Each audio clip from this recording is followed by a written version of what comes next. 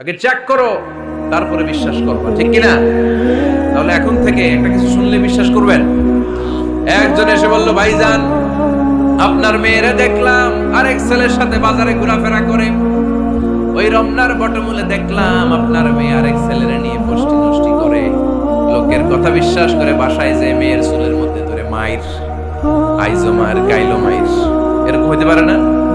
হয়তো ওই লোক আপনার মেয়ের মতো দেখতে আরেক মেয়েকে দেখছিল। এরকম হয় কিনা সমাজে? একজন এসে বললো, ভাই আপনি এখানে ভাবিরও তো দেখলাম ওই জায়গায় আরেক লোকের সাথে ঘোরাফেরা করতেছে, খবর রাখেন না বাসা? আপনি রেগে বেগে, ঘটনা কি? আমার খেয়ে আমার পরে আরেকজনের সাথে, যে এই বাড়িতে যে মাইর, কোনো কথা নেই। দেখবেন যে ছোট্ট মারামারি থেকে এই ঘটনা অনেক সময় বিচ্ছেদ বা ডিভোর্স পর্যন্ত গড়ায়, ঠিক কিনা? ওই যে শোনা কথায় কান দিছে, ফাতাবাইয়ুন, আপনি চেক করেন নাই।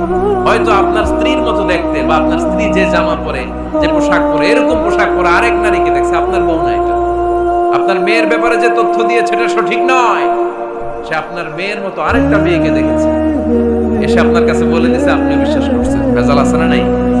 এই ভেজালগুলোকে থামানোর জন্য কোরআনে এই বিধানগুলো নাজিল করেছে কে? তাহলে ফরিদপুরের ভাইয়েরা, সমাজটাকে সুন্দর রাখার তথ্য একটা শুনলেই বিশ্বাস করবেন না। সিলে কান নিয়ে গেছে, শুনলেই সিলের পিছনে দৌড়, নাকি? কি করবেন? আগে কানে হাত দিয়ে একটু দেখবো কান দুইটা আছে না নাই, তারপরে চিলের পিছনে দৌড়। তাহলে এখন থেকে আমরা তথ্য একটা শুনলেই বিশ্বাস করব। তাহলে কি করবেন? বলতে হবে কি করবেন? যাচাই বাছাই, জাস্টিফিকেশন অফ দ্য নিউজ। কোন নিউজ জাস্টিফিকেশন ছাড়া আমরা প্রচার করব, বিশ্বাস করব, শেয়ার করব না। আল্লাহ বললেন, ইয়া আইয়ুহাল্লাযীনা আমানু লা ইয়াসখার কওমুম মিন কওম। ওহে আমার ঈমানদার বান্দারা, শোনো শোনো, খবরদার কখনো কোনো মুমিন বান্দারে ঠাট্টা করো না, অবজ্ঞা করো না, ঠাট্টা করো না। তার মনে কষ্ট হয় এমন কোন কথা তারে বলো না। Never scoff of anybody. কাউকে নিয়ে ঠাট্টা করবে না, তার দেহ নিয়ে, তার আকৃতি নিয়ে, তার বংশ নিয়ে। এক লোকের বাবা ছিল চোর, কিন্তু তার ছেলে অনেক ভালো। আপনি কি তারে বলতে পারবেন তুই চোরের ঘরের চোর? বলতে পারবেন? চুরি করছে বাবা, ওর কি দোষ? কথা বলেন। এগুলো কবিরা গুনাহ। আওয়াজ করে বলেন তো কি গুনাহ? কারো আকৃতি নিয়ে, আমার ফরিদপুরের কলিজার টুকরা যুবক ভাইরা, কারো আকৃতি নিয়ে কখনো অবজ্ঞা করবে না, তুচ্ছ জ্ঞান করবে না। এটা কবিরা গুনাহ, এটা আল্লাহ খুব অপছন্দ করেন। এর কারণ আকৃতিটা আমাদের হাতে নাই। আমাদের কারো নাক লম্বা, কারো খাটো, আমরা কেউ কালো, কেউ সাদা, আমরা কেউ স্মার্ট, কেউ অন্যরকম। তো এই যে আমাদের এক এক ধরনের আকৃতি, এটা কি আমি বানাইছি? আপনি বানাইছেন? দিছে কে? এজন্য কারো দেহের গঠন নিয়ে যদি আপনি অবজ্ঞা করেন, এটা প্রক্ষান্তরে আপনি স্রষ্টাকে নিয়ে অবজ্ঞা করেন। কারো দেহের আকৃতি নিয়ে যদি আপনি তুচ্ছ করেন, তাকে তুচ্ছ করেননি, আমার রবকে আপনি তুচ্ছ করেছেন। চিল্লায় বলেন ঠিক কিনা? খবরদার, তুই কালু, তুই লম্বু, তুই মোটু, তুই কানা, তুই রোহিঙ্গা, আছে না নাই? ইদানিং ইদানিং এটা খুব চলে। এই রোহিঙ্গা নামটা আছে না? ফরিদপুরে এগুলো ঢুকে নাই না? আমাদের ওইদিকে দেখি কি অবস্থা, কারোর সাথে কেউ লাগলে তুই রোহিঙ্গা। কি আশ্চর্য, এই গালি কবে আসলো? হ্যাঁ, অনেক ধরনের গালি। ঢাকায় আর একটা চলে ফইন্নির ভূত, কি বলে? এই এগুলো আগে শুনি নাই আমরা, রিসেন্ট এগুলো বলা শুরু করছে। ফইন্নির ভূত, রোহিঙ্গা না, এগুলো বলে আপনি কাউকে অবজ্ঞা করতে পারবেন? পারবেন না। খবরদার, এটা কবিরা গুনাহ, এটা ছোট গুনাহ মনে করবেন না।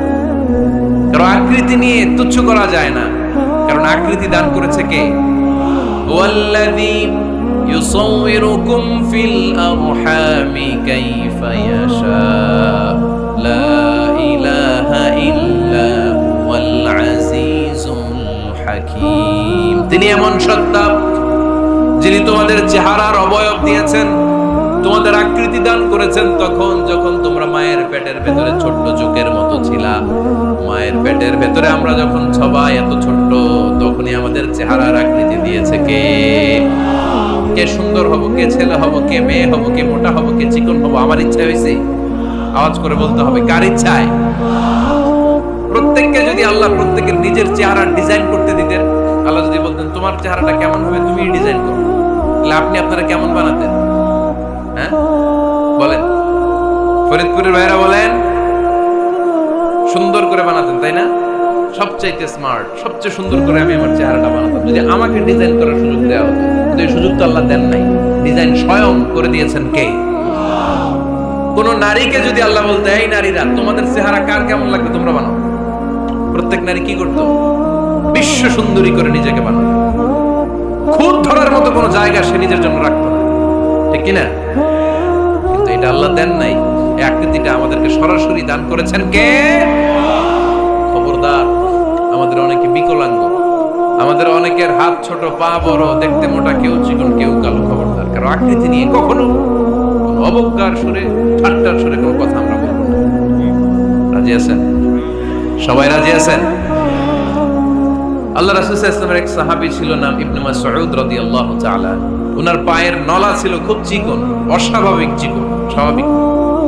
তো উনিও এটা ঢেকে রাখতেন, দেখাতেন না কাউকে। একদিন উনি খেজুর পাড়ার জন্য খেজুর গাছে উঠলেন। খেজুর গাছে ওঠার পরে নিচ থেকে সাহাবারা পায়ের চিকন নলা দেখে ফেলছে। দেখে সবাই হাসি, সবাই হেসে কুটি কুটি। বিশ্বনবী বললেন, হেসো না, খবরদার, আমার ইবনে মাসউদের পায়ের চিকন নলা দেখে হেসো না। আমার ইবনে মাসউদের এই পায়ের চিকন নলা যদি মিজানের পাল্লায় উঠিয়ে দেয়া হয়, কিয়ামতের দিন উহুদ পাহাড়ের চেয়েও ভারী হয়ে যাবে। খবরদার, আমার ইবনে মাসউদকে আমার আল্লাহ অনেক পছন্দ করে, তার পা চিকন দেখে তাকে তুচ্ছ করো না। আল্লাহর হাবিব সাল্লাল্লাহু আলাইহি ওয়াসাল্লামের 11 জন স্ত্রীর মধ্যে থেকে একজন স্ত্রী ছিলেন একজন স্থূল আকৃতি, অবেসিটি ছিল, একটু মোটা। ওনার নাম ছিল সাফিয়া রাদিয়াল্লাহু তাআলা আনহা। আম্মা জান আয়েশার সাথে একবার সাফিয়ার ঝগড়া। নবীদের বউদের মাঝে মাঝে মাঝে ঝগড়া হতো, তবে সেটা হতো মধুর ঝগড়া। সুবহানাল্লাহ পড়েন। আম্মা জান আয়েশা রাদিয়াল্লাহু তাআলা আনহার বাসায় একদিন বিশ্বনবী বসা ছিলেন, আর একজন স্ত্রী, বিশ্বনবীর আরেকজন স্ত্রী রান্না করে কিছু খাবার আম্মা জান আয়েশার ঘরে পাঠিয়েছেন। এক দাসী দিয়ে বলল, যাও এটা আয়েশার ঘরে দিয়ে আসো, কারণ নবী আয়েশার ঘরে। আম্মা জান আয়েশা রাদিয়াল্লাহু তাআলা আনহা বললেন, এগুলো কি? ওই দাসী বলে, তরকারি। কে দিছে? অমুক স্ত্রী। কেন দিয়েছে? আমি কি রান্না করতে পারি না? তোমরা রান্না তোমরা খাও। এই কথা বলে পাতিল সহ উড়ায় মারছে চেহারা। এর কারণ ওনারা মানুষ ছিলেন, মানবীয় ব্যাপারগুলো ওনাদের মধ্যেও কাজ করত। আবার এক স্ত্রী ঝোল দিয়ে রান্না করে কিছু খাবার নিয়ে এসেছে। আম্মা জান আয়েশা রেগে মেগে ওই ঝোল নিয়ে ওই স্ত্রীর গালের মধ্যে মেখে দিয়েছে। বিশ্বনবীর আরেক বউয়ের গালের মধ্যে ওই ঝোল লাগাই দিয়েছে। এবার ওই স্ত্রী বিশ্বনবীর কাছে যেয়ে বলে, ইয়া রাসূলুল্লাহ, দেখেন আয়েশারে আপনি বেশি আদর করেন তো, দেখেন কি করে আমাদের সাথে। এই যে আমাদের গালের মধ্যে ঝোল মাখাই একবার মেকআপ বানাই দিচ্ছে। বিষ্ণু ইসা ইসলাম বললেন, তাই আয়েশাকে ডাক। আম্মা জান আয়েশা রাদিয়াল্লাহু তাআলা আনহা আসলেন। আল্লাহ রাসূল সাল্লাল্লাহু আলাইহি ওয়াসাল্লাম বললেন, তুমি কি আমার এই স্ত্রীর সাথে এমন আচরণ করেছো? আম্মা জান আয়েশা বললেন, করেছি। কেন? আম্মা জান আয়েশা বললেন, তখন মেজাজটা গরম ছিল, এখন বুঝতে পারতেছে আসলে এই কাজটা করা ঠিক হয় নাই। এবার বিশ্বনবী বিচার করবেন। বিশ্বনবী বললেন, আল কিসাস, যেমন করা হয়েছে বিচার হবে তেমন। তোমার গালে যেমনি ঝোল লাগাই দিয়েছে, তুমি একটু ঝোল নিয়ে আয়েশার গালে লাগাই দাও। সুবহানাল্লাহ পড়বেন না? ওই স্ত্রীও কিছু ঝোল নিয়ে আম্মা জান আয়েশার গালে লাগাই দিল। এখন দুইজনে হাসতেছে, বিশ্বনবীও হাসলেন, আরশের উপর থেকে খুশি হয়ে গেলেন। কে? স্ত্রীদের মধ্যে মাঝে মাঝে এটা ঘটতো। সাফিয়া রাদিয়াল্লাহু তাআলা আনহা ছিলেন একটু মোটা। আম্মা জান আয়েশা বললেন, ইয়া রাসূলুল্লাহ, দেখেন আপনার মোটি বউ, আপনার মুটকি বউ। এই মোটি বউ বলে একদিন একটা গালির মতো দিয়ে ফেলছে। আল্লাহ রাসূল সাল্লাল্লাহু আলাইহি ওয়াসাল্লাম রেগে গেলেন, বললেন, আয়েশা এটা কেমন কথা তুমি বললা মোটি? আমার সাফিয়ারে তুমি মোটি বলে গালি দিলা রে আয়েশা। ইয়া আয়েশা, লাকাদ কুলতিলা কালিমা লাউ মুসিজাত বিমাইল বাহরি লামাজাজাতু। এমন একটা মন্তব্য তুমি সাফিয়ার ব্যাপারে করে ফেলেছো রে আয়েশা, এই কথাটা যদি সাগরের নীল পানির মধ্যে ছেড়ে দেয়া হয়, এই কথার পঙ্কিলতার কারণে, এই কথার কর্দমাক্ততার কারণে, এই কথার পঙ্কিলতার কারণে সাগরের সব পানিগুলো মুহূর্তের মধ্যে কালো হয়ে যাবে।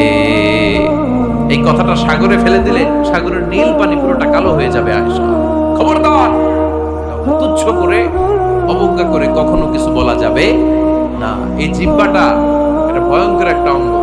বেশিরভাগ পাপ এই জিহ্বা দিয়ে হয়। কি দিয়ে হয়? এজন্য সাহাবারা জিহ্বা ধরে মাঝে মাঝে জিহ্বার মধ্যে ব্যাট মারতেন আর বলতেন, জিহ্বা তোর জন্য আমি আটকে যাবো কিয়ামতের দিন। আমলিক আলাইকা লিসানাক, নিজের জিহ্বার মালিক নিজে হন, আপনার জিহ্বার মালিক যেন শয়তান না হয়ে যায়। জিহ্বা আপনার, শয়তানের ভাষায় আপনি কথা বলেন কেন? খবরদার, প্রতিটা কমেন্ট, প্রতিটা কথা, প্রতিটা মন্তব্য, এগুলোর ব্যাপারে কিয়ামতের দিন পাই টু পাই করে আপনার কাছে আল্লাহর সুপ্রিম কোর্টের কাঠ করায় দাঁড় করিয়ে আপনারা জিজ্ঞেস করবে কে? এজন্য বিশ্বনবী বলছেন, মাইয়াত মাল্লি মা বাইনা লিহিয়াইহি ওয়া মা বাইনা রিজলাইহি আতমান লাহুল জান্নাহ। আমার কোন উম্মত যদি দুইটা অঙ্গের গ্যারান্টি আমারে দেয়, আমি আমার উম্মতকে জান্নাতের গ্যারান্টি দেব। দুইটা অঙ্গের, একটা হলো জিহ্বা আর একটা লজ্জাস্থান। দুই চোয়ালের মাঝে যা থাকে লিজ্জা, জিহ্বা, আর দুই পায়ের মাঝখানে যা থাকে লজ্জাস্থান। এই দুইটা অঙ্গের গ্যারান্টি যদি বিশ্বনবীকে আপনি দেন যে নবী, জিহ্বা আর লজ্জাস্থান এই দুইটা অঙ্গের কোনো পাপ আমি করব না, নবী বলে আমি দুনিয়ায় তোমার জান্নাতের গ্যারান্টি দেব। এজন্য জিহ্বাটারে সামলান, যা মনে চায় বলেন। খবর আছে না নাই? খবর আছে। মা ইয়ালফিযু মিন কাওলিন ইল্লা লাদাইহি রাকীবুন আতীদ। যা মুখ দিয়ে বের হয় লিখে রাখার জন্য দুইজন ফেরেশতা রেডি করে রেখেছে কে? চিল্লায় বলেন। যতদিন আমরা বেঁচে থাকবো ততদিন থাকবে আমাদের কাঁধে। আমরা মরে যাবো, এই ফেরেশতারা উড়াল দিবে, ঠিক কি না? দুই কান্দে ছিল যে তোমার দুইজনা পাহারা, তোমারে একলা থইয়া পালাইছে তাহারা। তোমার আট কুঠুরি নয় দরজা বন্ধ এবার হলো রে হলো। মুখে আল্লাহ রাসূল সবে বলো, ও মুখে আল্লাহ রাসূল সবে বলো। দুয়ারে আইসাছে পালকি নাই হরি গাম তোলো রে তোলো। মুখে আল্লাহ রাসূল সবে বলো, ঠিক কি না? এজন্য সাবধান। আমলিক আলাইকা লিসানাক, নিজের জিহ্বার মালিক নিজে হন। মন যা চায় মুমিন তখন ইচ্ছা মতো মন মতো কোনো মন্তব্য ছুটতে পারে না। বিশ্বাসী বলে যদি নিজেকে দাবি করেন, নিজের জিহ্বার মালিক নিজে থাকার দরকার আছে না নাই?